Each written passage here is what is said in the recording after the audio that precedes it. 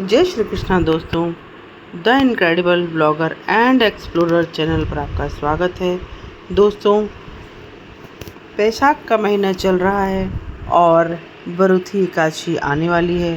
तो मैं आज आपको बरूथी एकादशी के बारे में मैं बताऊंगी। तो दोस्तों, आप बड़े ध्यान से सुने। मैं इसकी पूजा विधि, महत्व, कथा के बारे में सब मैं आपको बताऊंगी। आपने मेरे चैनल को अगर सब्सक्राइब नहीं किया है तो दोस्तों आप पहले सब्सक्राइब कर लें और बेल आइकन ज़रूर दबाएं ताकि मेरे हर वीडियो का नोटिफिकेशन आपको सबसे पहले मिले।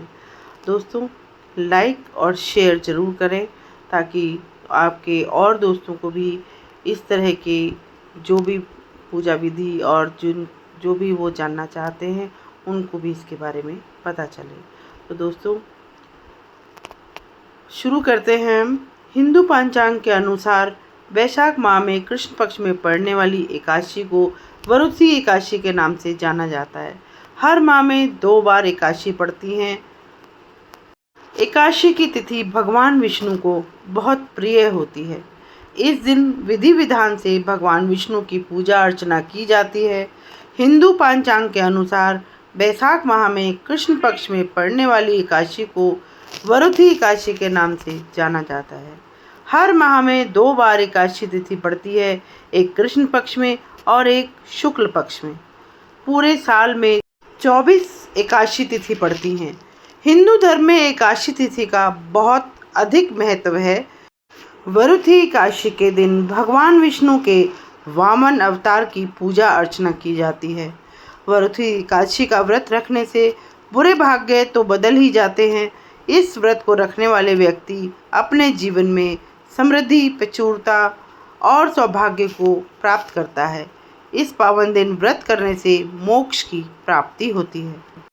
एकादशी वाले दिन हमें सुबह जल्दी उठकर स्नान आदि से निवृत्त होकर घर के मंदिर में दीप जलाना चाहिए।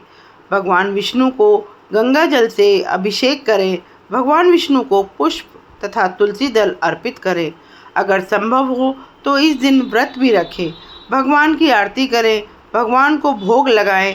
इस बात का विशेष ध्यान रखें कि भगवान को सिर्फ सात्विक चीज़ों का भोग लगाया जाता है। भगवान विष्णु के भोग में तुलसी को जरूर शामिल करें। ऐसा माना जाता है कि बिना तुलसी के भगवान विष्णु भोग ग्रहण नहीं करते। इस पावन दिन भगवान विष्णु के साथ ही माता लक्ष्मी की पूजा भी करें। इस दिन भगवान का अधिक से अधिक ध्यान करें। दोस्तों, पूजा विधि तो मैंने आपको बता दी। पूजा सामग्री क्या क्या होनी चाहिए वो मैं आपको बताती हूँ। पूजा में पुष्प, नारियल, सुपारी, फल, लौंग, धूप, दीप, घी, पंचामृत, अक्षत, तुलसी दल, चंदन और मिठाई, ये सामग्री आपके पास होनी चाहिए पूजा के समय। पौराणिक कथाओं के अनुसार जब भगवान शिव ने क्रोधित होकर ब्रह्मा जी का 5वां सिर काट दिया था तो उन्हें शाप लग गया था। इस शाप से मुक्ति पाने के लिए भगवान शिव ने वरुथी एकादशी का व्रत किया था। वरुथी एकादशी का व्रत करने से भगवान शिव शाप और पाप से मुक्त हो गए।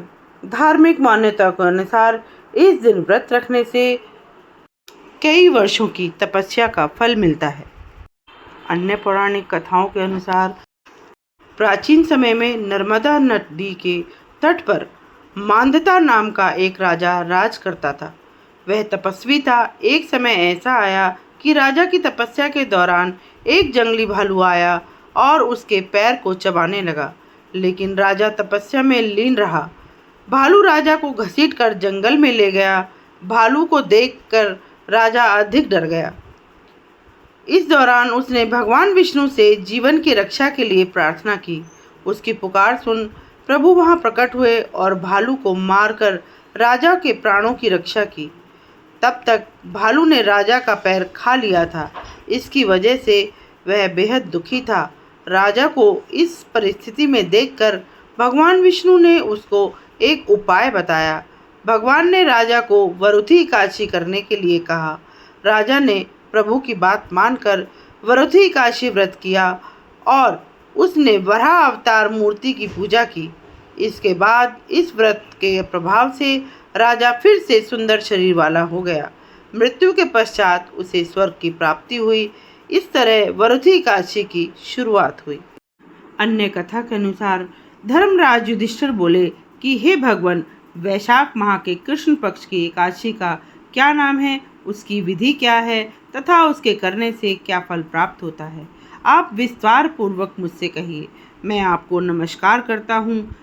श्री कृष्ण कहने लगे कि हे राजेश्वर, इस एकादशी का नाम वरुथी है। यह सौभाग्य देने वाली, सब पापों को नष्ट करने वाली तथा अंत में मोक्ष देने वाली एकादशी है। इस व्रत को यदि कोई अभागिनी स्त्री करे तो उसको सौभाग्य मिलता है। इसी वरुथी एकादशी के प्रभाव से राजा मांधाता स्वर्ग को गया था। वरुथी एकादशी का फल 10,000 वर्ष तक तप करने के बराबर होता है।